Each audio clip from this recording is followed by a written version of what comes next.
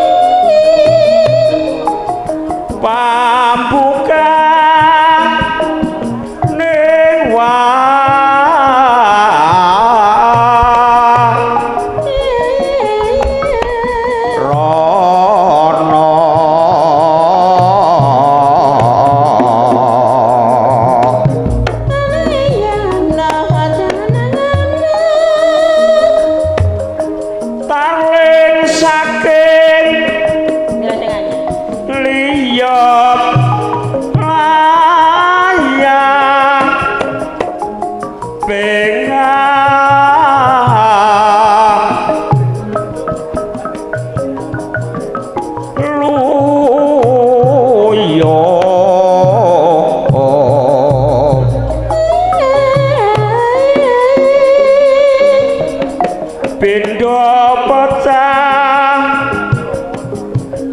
teso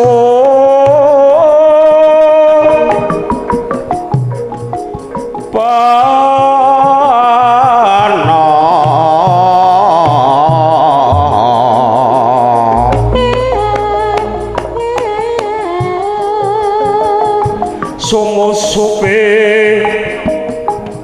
rasa jati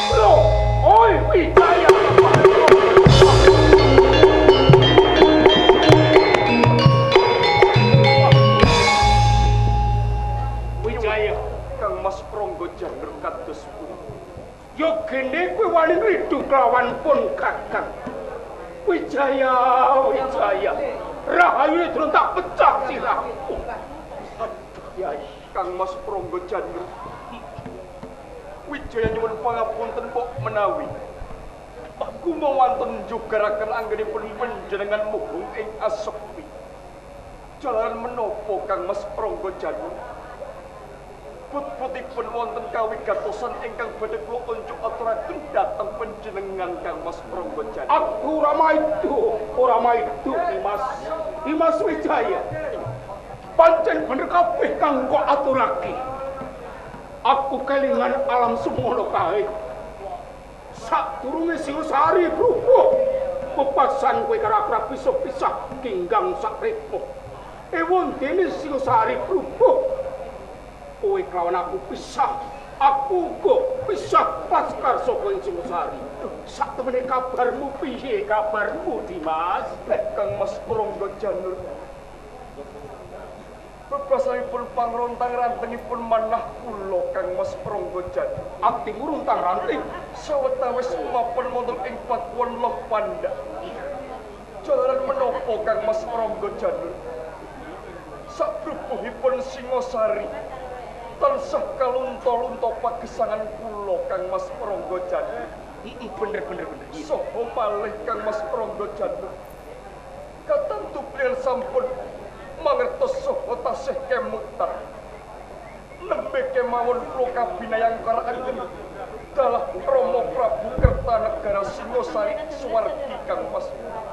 Mengriku sampun kapisahaken dhateng garwa kula Diajeng Gayatri Kang Mas Prangga Janur. Aku isih eling kabeh kang kok ucapke ki mau. Dimas Wijaya. Oh Kang Mas Prangga Aku Janur. kepengin ngerti. Tuhake tanduk takon. Mergo apa? Kowe nganti jugarke kelawan pun Kakang. Mergo sakotoripun Kakang laki pohong ana ngersane yang widiwasa durung entuk wangsit. Sak temene kowe iki mung krana kapang lawan pun Kakang. Apa ana karep liya Dimas? Kang Mas Prangga Janur. Saklintulipun raos kangen dhateng panjenengan Kang Mas Prangga Janur. Wonten wigatos ingkang magepokan kapribadanipun Wijaya dhateng Kang Mas Prangga Janur. Pisan kapang. Nek ngono ora bedane, aku semoga kapang banget lawanku. Wigatine apa wigatine? Kuto Paltriyo Kang Mas Prangga Janur. Kula nyuwun nyuwun sabiyantu dhateng panjenengan Kang Mas Pranggajana. Sinten malih ingkang badhe kula tangisi menawi boten panjenengan.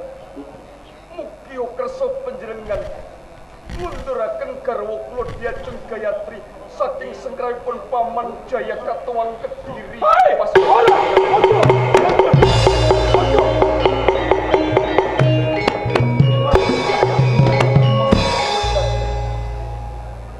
Anggun njaluk tulung aku supaya ngundurke Gayatri saka tangane Paman Jaya Katuwang.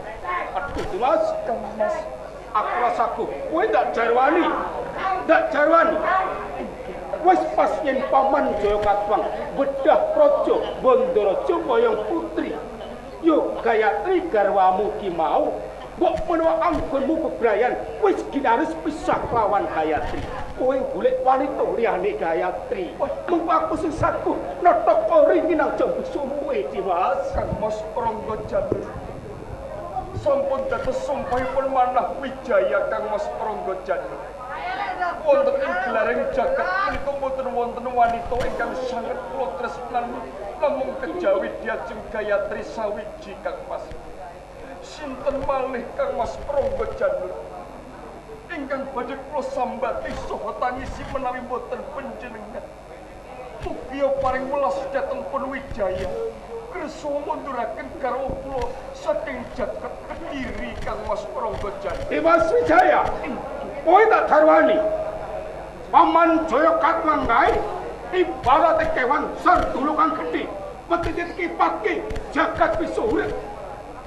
Apa maneh aku salah sawijine manungsa yen nganti kakipatake bakal atur sapalang-walang. Aku rasaku yen njaluk undure Gayatri. Kang Mas kowe bali wae lho pandak. Golek wanita liyane yo Dimas yo. Kang Mas Pranggajana. Aku rasaku kula pitados Kang Mas Pranggajana. Menawi panjenengan ingkang ngunduraken garwa kula Dyajeng Gayatri, kula pitados badhe saged kelampahan. Jalaran menapa Kang Mas Pranggajana wonten ing jagat Kediri panjenengan kalebet senopati ingkang angka setunggal. Agul-agulipun Kediri mboten sanes namung panjenengan. Kowe moncoke aku. Iki jalan. Oh. Wijaya. Basare pun kakang. Kok pikas sanggane. Kok cuplak matane pun kakang. Kok petok tangan pun kakang. Ora jago yen aku ngundurke Gayatri Sultan Pawajengat. Kang Mas Pranggajana. Ora prodais. Sinoso panjenengan kula Sora Wijaya. Kula lila Kang Mas Pranggajana awawaton panjenengan saged sabiyantu dhateng Wijaya ngunduraken Dyajeng Gayatri Kang Mas Pranggajana. Wijaya. Mugi paring kawelasan dhateng pun Wijaya Kang Mas Pranggajana. Yen kemojo tekan pun kakang suwe ngundurke Gayatri Sultan Pawajengat. Aku ora diwelas kelawan kowe. Sopo? Kowe kuwi aja nganti mojoke kakang. Kowe musuh pengaruh kakang. Mas Pranggajana. Piye? Kula boten badhe pati-pati bali wonten ing loh pandak menawi panjenengan boten kersa paring pawangsulan ingkang gumadhok saged ngunduraken garwa kula Dyajeng Gayatri. Ayo ngono raja. Ya! Kuwi ya. Lo, ada ayo ron.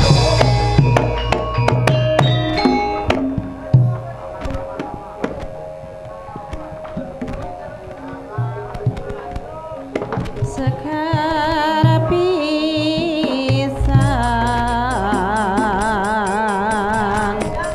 sekar pisan, ya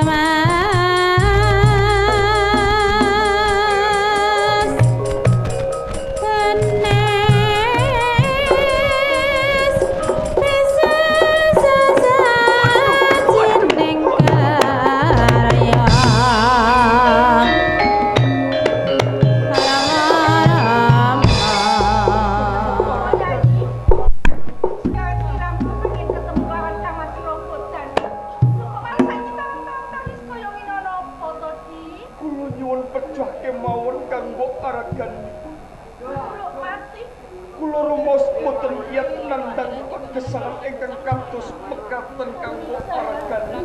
Aja padha sing kaya ngono nyanyi. Tur perkara iki ngopo to kok sliramu nganti kaya ngene nyanyi Wijaya.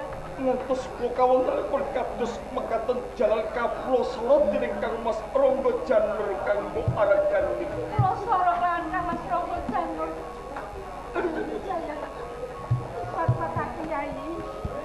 Ini ngopo Kang Mas Rangga Janur kan minta sing kaya ngono nyanyi.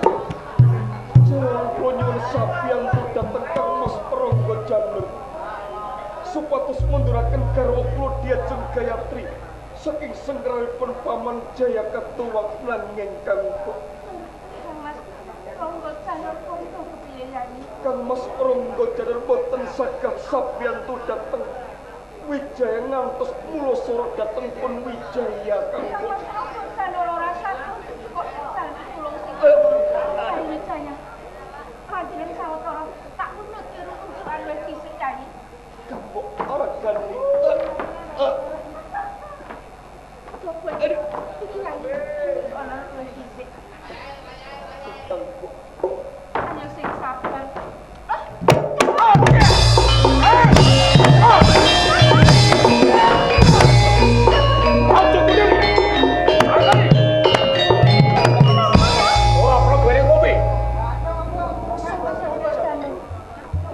Menapa panjenengan kadolan sekolah dhateng ingkang kadang Wijaya?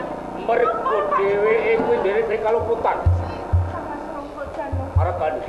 Kok ngeten to panjenengan Kang Mas Rangga Janur? Yen kowe durung urus tak wani ngerti.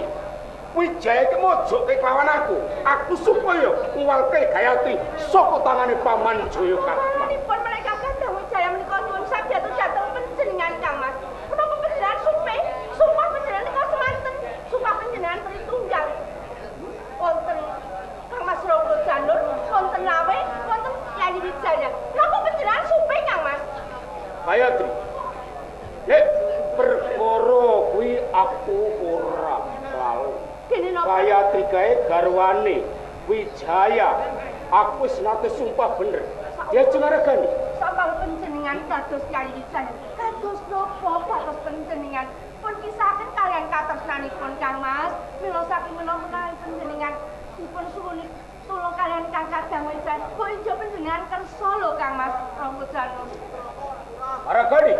Kula Kang Mas. Loh, kowe iki garwaku kok malah ora mbelani aku, malah mbelani Wijaya. Kalian kula melas dateng Yayi Wijaya Kang Mas. Welas ning putu mikir. Welas iki welas bener apa welas luput? Nek kanggo luput, kowe ngerti? Urip ana ing Gunung Kipas, saben dina tak ujo uripku. Bondo ora sithik, kuwi peparinge Paman Jaya Katuwang. Yen ora Paman Jaya Katuwang, uripku ora bisa mulya wae. Ning tulundakipun menika mboten leres Kang Mas. Mila saking menika, kok teges kula sabila dhateng ingkang kadang ngaten mboten. Kok injo panjenengan kagungan Rasulullah dhateng Yayi Wijaya. Kersa panjenengan tutulung dhateng Yayi Wijaya. Oh, cepet tuh kiale. Tuh kiale.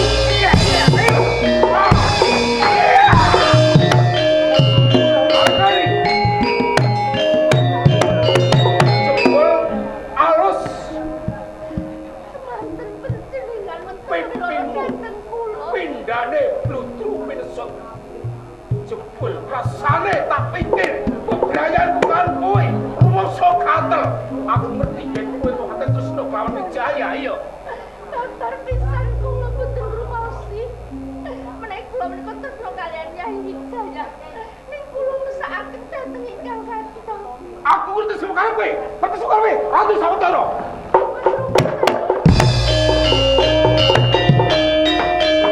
Wijaya. Gayatri. Kowe ngerti padha. Padha andung katresnan aku ngerti. Kowe ora tresno kelawan aku. Kowe iki santen wong kepengin mirang-mirang aku kepengin joblok karo kuku. Ono ing mesinnya. Boten iki padha karo minggat.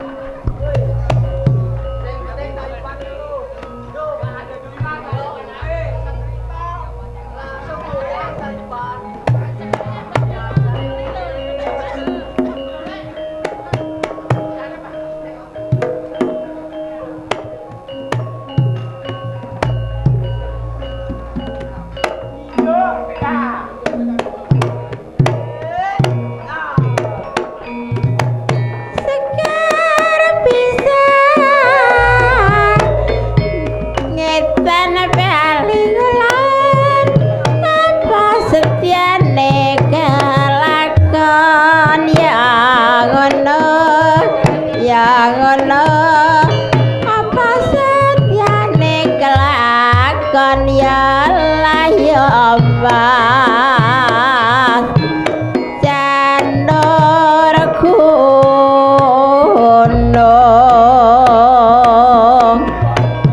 ukuran bunder pinula rek montor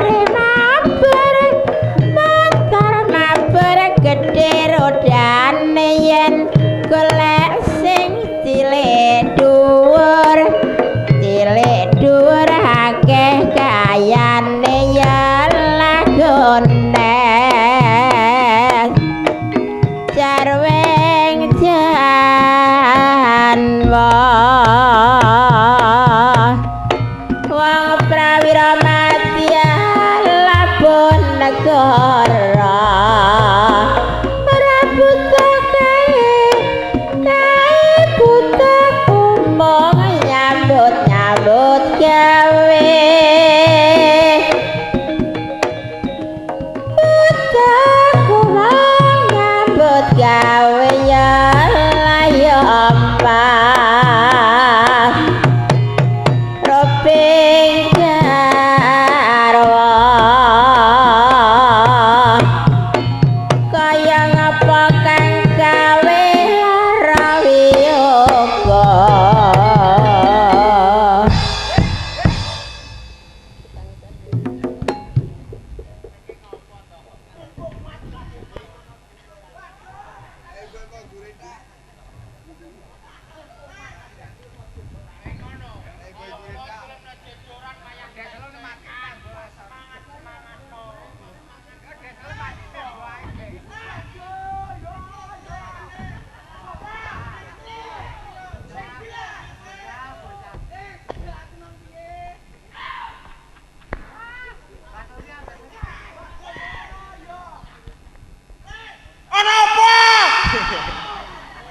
Halo.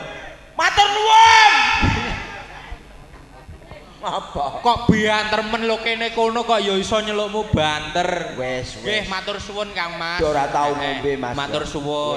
Heeh. Matur nuwun ora tau ngombe. Ora wis matur nuwun ya.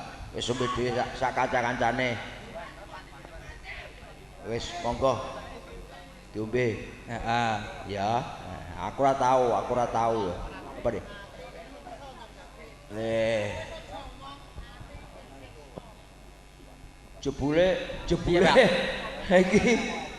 Jebule iki ya ana sing mandegani. Oh, mandegani maksudnya Iki Pak Nedi iki.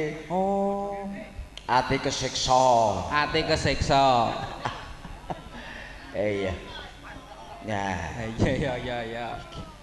kok ijeh ana ngene ae aku. Ya piye, Pak? Iya. Anggere gak ono ngene iki ya ora ketok rame. Heeh. Heeh to. Golek jambe entuk 5 sing duwe gawe panjang yuswa.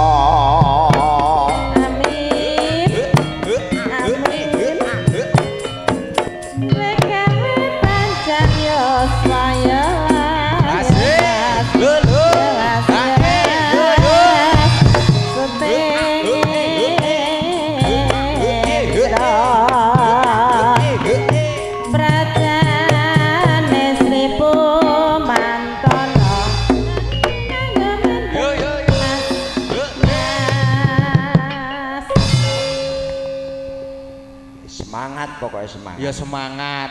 Heeh, tapi kowe mau bar mangan apa to, Mat? Siapa? Kowe. Aku. Iya. Bar mangan sego.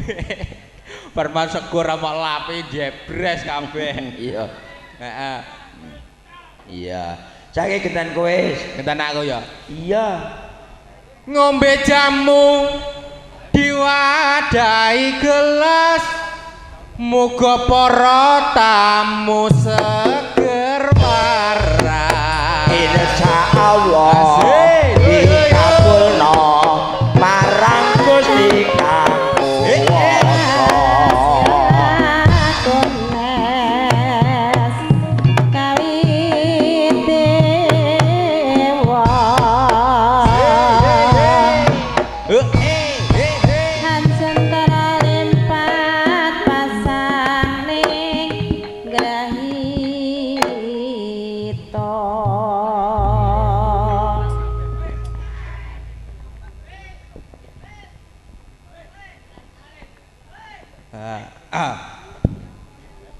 Gini Pak kabelmu. Kabelmu bundel. Kabele bundel. Sebabnya apa kok bundel? Ya mergo kejangan. Ngono. Iya mulya dudari sik Pak. Santai. Bundel ora kepenak. Yo gak kepenak ya. Dudari sing alon-alon. Lah. Syukur Wis alon-alon waton kelakon. Alon-alon watone kelakon, Pak. Gremet-gremet waton slamet. Ya iya no, kok ya. Iya engko sik alih. Kose santai.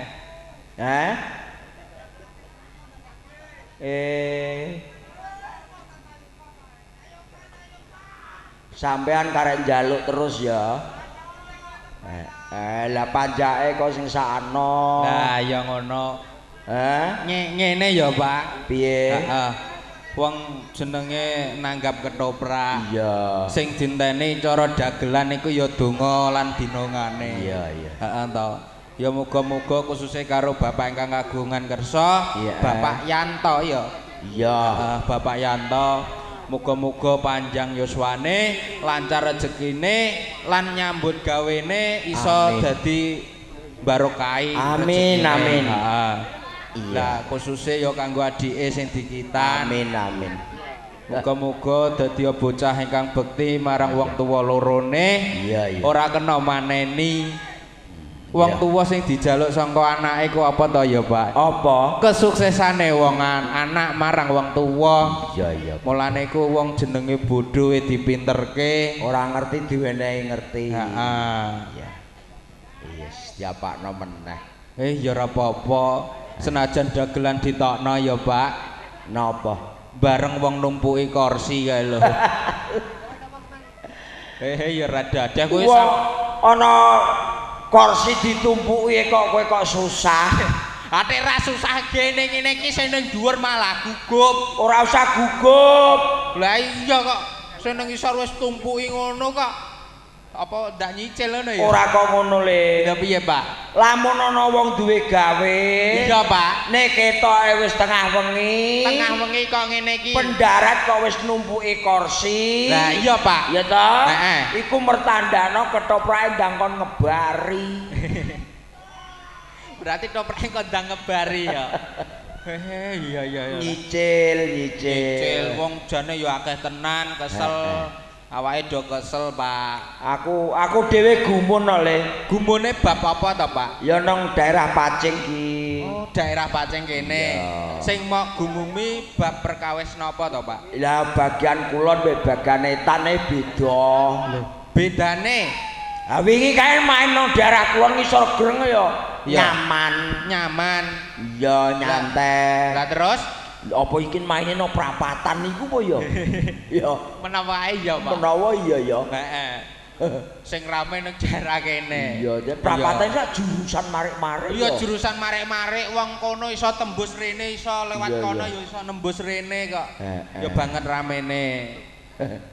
Wis diapakno kandhane kok. Ngopo? Lah ngene iki lho, Kene le. sindene barang ya wis lapi raine kok. Ngene iki lho.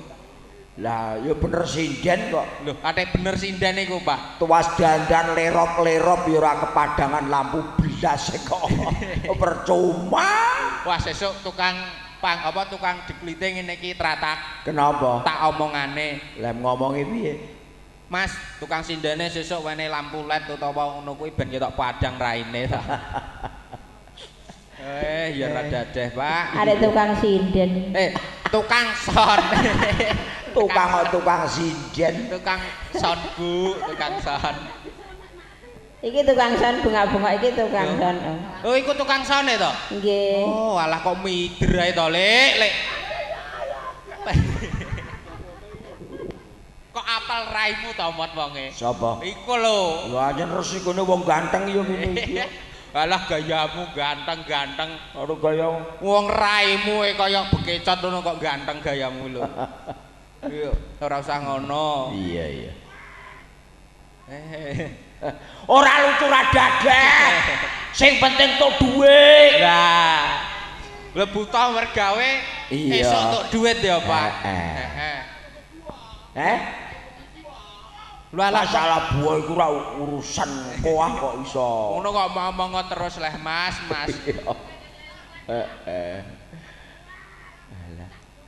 Alah.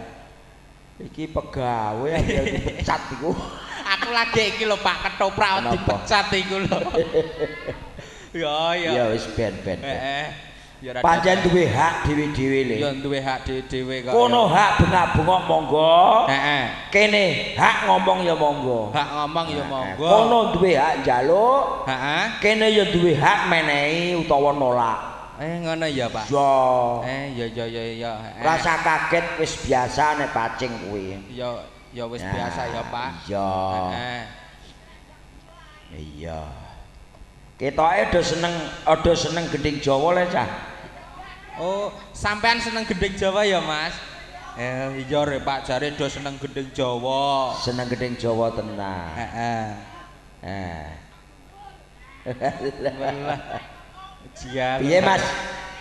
Piye Mas? Njaluk ya njaluk nek ora usah nyentak-nyentak ngancam barang. Ya. Heeh. Rumah samu nek terus aku wis sentak terus nguluku mengkorok ngono apa piye? Kok kene wis parek mangan uyah lele. Iya ya. Heeh. Ibarate kan ngono. Iya ibarate ngono. Ngono lho. Iya. Tenang wae. Heeh, tenang. Sing santai, Pak. Iya. Iya. Mesakno panjake asline ya. Wong panjake urung leren ket mau. Apa neh orjene kendang jaipong barang ya sudah leren. Aku lagi ngerti iki lho, Pak. Ngopo le? Lho tukang orjen rek tumbene turu nang isor orjene iki lho ya. Masa iya? Iya kae lho sawangen to. Tumben to. Lho biasane manggone nang nggonku aku anggere munggah ngono kuwi kok. Iya wis diapakno meneh. Iya. Heeh. Iya. Kowe jaluk gedhe ngopo? Kono banter aku ya iso omong banter kok, Mas. Ngono ya. Iya kok. Wong dadi awak dhewe iku kudu sing ngimbangi. Kudu iso ngimbangi. Ngisor omong halus, dhuwur halus. Dhuwur halus. Ngisor kasar, adur kasar. Dhuwur kasar. Kan sepel. Oh, sepel ya. Partner kerja. Iya. Tanpa mas-mas iki wis sepi. Heeh. Lho matur nuwun kudune karo mas-mas iki. Iya matur suwun no. Iya. Heeh. Ana ngopo?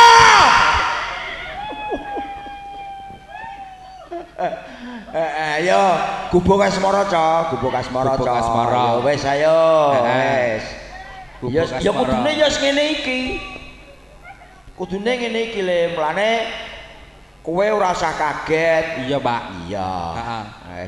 Ora lucu ora dadeh. Sing penting tuk dhuwit. Tiba lho. Engko nek tiba lho. Nek tiba rumah saku iki wis dianak ndek putu lho kok iso ngene iki piye iki? Entek pirang botol kowe mang.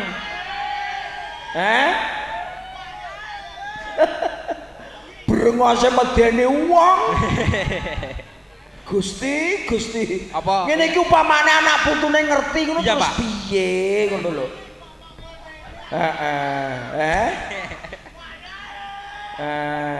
Wayahe gletak iya. Iya, wayahe gletak. Ayo, Cok, gubuk asmara, Cok. Lho, Pak. Matur nuwun gak tahu aku. Pak. Gak. Pak Apa? Panjake ana sing apa kae ya Allah Gusti pojokan. Leren, panjake ana sing turu. Oh, turu. Iya. Leren wange. Sik, Mas Singo ben mlebu sik, Mas Singo. Iya. Ben golek nggon. Iya. Kendange jaipong ben mlebu sik, Mas. Ben mlebu. Tenang.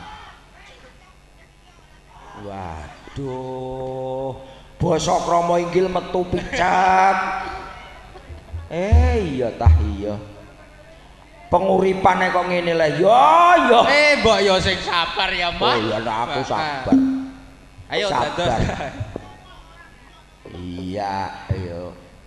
Yo, gubuk asmara.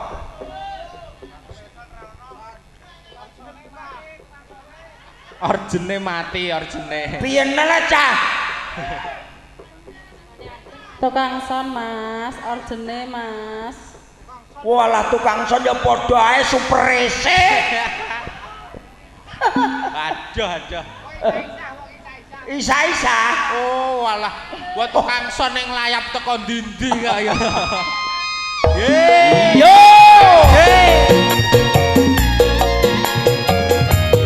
No.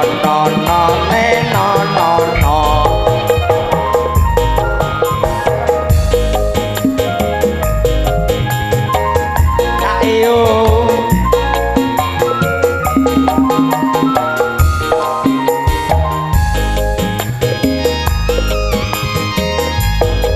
Yen lewat aku kelingan.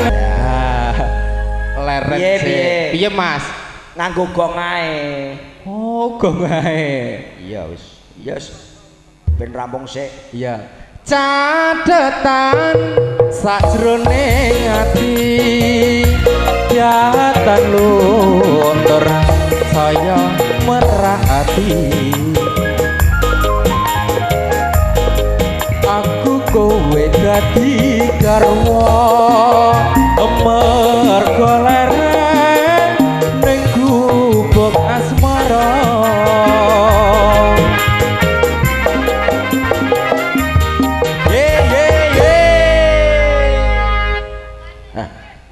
Ati kesiksa. Ngene lho, Cok. Ngene lho ya.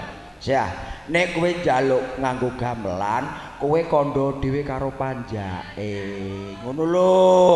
Matur nuwun. Ngono. Ora tau le.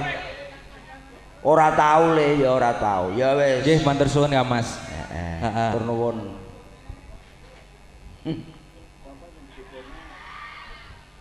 Wis tenang wae. Iya, Pak, tenang. Heeh. Wong sing digawe wis ngomong sore mau kok. Wis ngomong bab perkawis apa to, Pak? Wis ngomong. Wis ngomong. Engko nek ketoke rada ora patek genah ya kon ngebari. Ngono. Iya. Kon ngebari. Sing penting sore ndang mulai. Ndang mulai ancen ketoprak berisake gonge wis dituthuk. Lah. Kaya miwiti. Ora apa-apa kok. Heeh. Wong iki nggo seneng-seneng tok. Wis nggo seneng-seneng pokoke ya. Sing penting wis keturutan anake wis disunatno. Wis disunatno. Ditanggapno keramaian. Keramaian yaiku ketoprake Mas Didik saka Karang Tawang Tunjungan Blora. Sore kon ndang mulai. Iya, Pak. Engko nek ketok tengah wengi rada ora patek genah kon ngebari. Ngono ya. Iya. Heeh. Yo gending tayub. Tayub, Cok. Apa to Pak gendenge? Apa gendenge? Ati kesiksa. Ati Nuruti Pak Brengos. Ya. Pak Brengos dituruti ati kesiksane. Iya. Bakul asmi.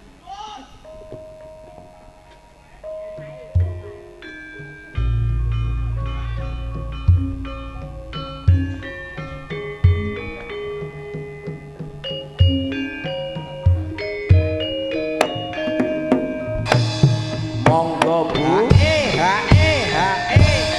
Lho.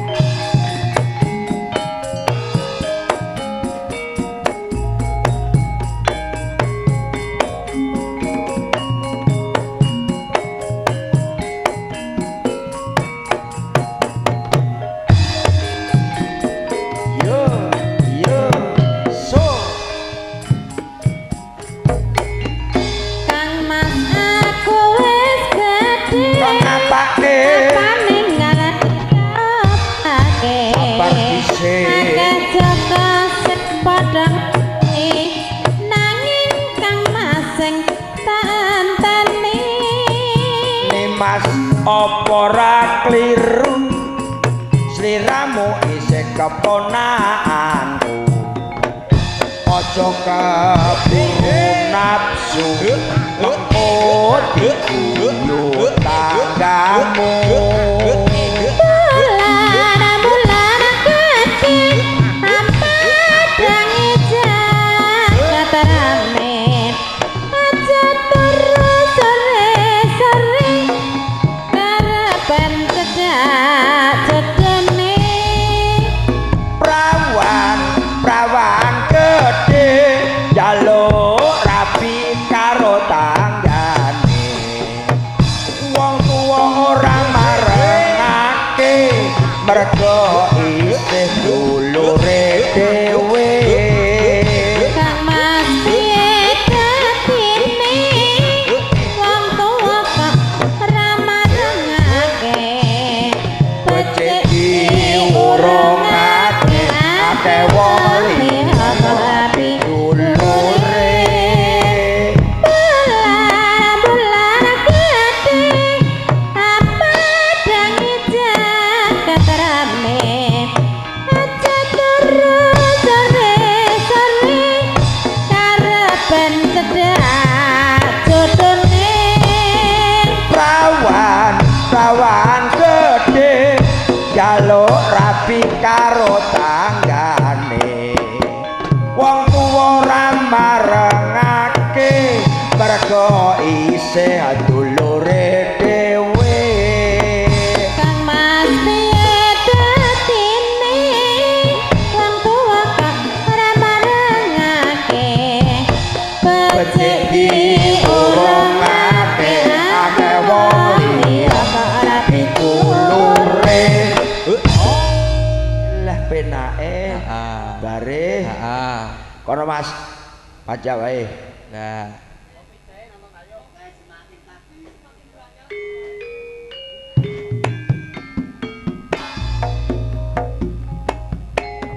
no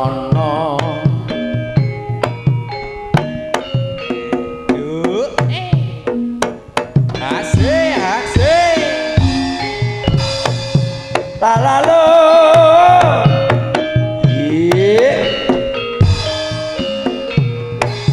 ayo Mas wancine wasrup surya ayo si setan padang sak solae rembulan wis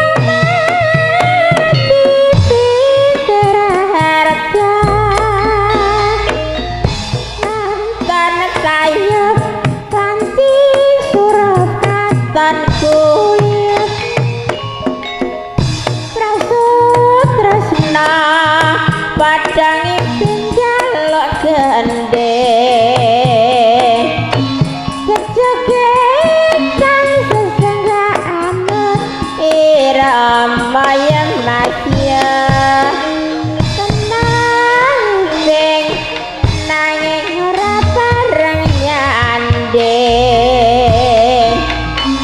mekal nanging ora nanging galian masya ya goyang goyang goyang kabeh nyalang ya goyang goyang goyang kiping ra barengan yo ya goyang goyang goyang megal ora kena nyenggol oe jadi goyang goyang goyang moser kabeh kanger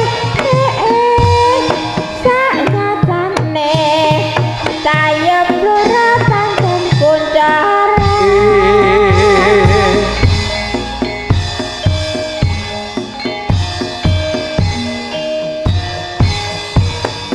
yo